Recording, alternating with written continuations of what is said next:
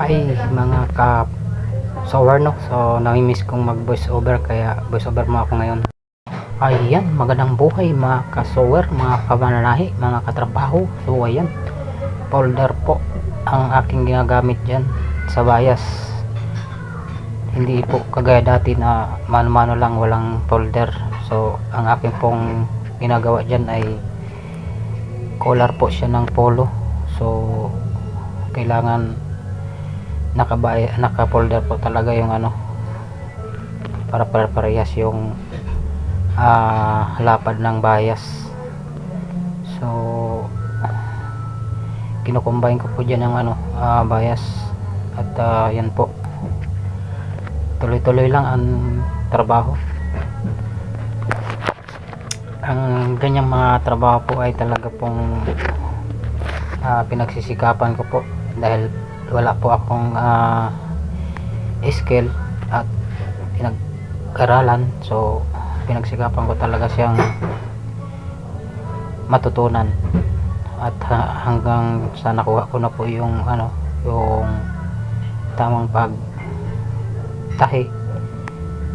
Sa una mahirap, pero ano, pag porsigido kang matuto sa isang trabaho at madali mo lang siyang matutunan. So basic na lang po yan sa akin ngayon dahil ano na po ako, veterano. So ayan po yung bias na aking ikakabit. So ganyan po ang pag process nyan pag naubusan ng bias, kasi nakarolyo po yung bias. So ayan, mano-mano pong ikakabit dyan. Kailangan isusulot mo sa dyan sa ano, folder.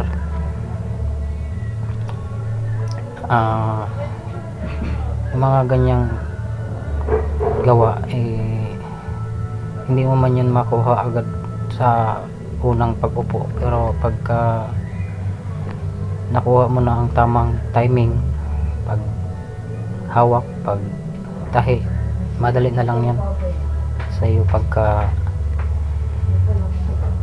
nakuha mo na yung tamang pamamaraan sa pagtahi.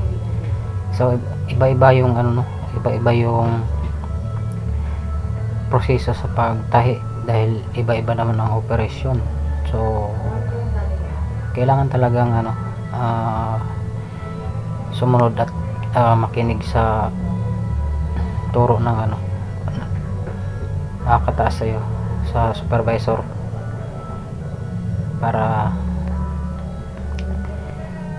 hindi magkamali. Kung may mali man, nasa sayo na lang yun kung mayroong mali sa gawa mo. So ganyan po talaga ang ano, kailangan nakapokus ka sa ginagawa mo para makuha mo yung ano, hindi man 100% na ano, quality na gawa mo, pero pasok na rin siya sa ano, mga quality. So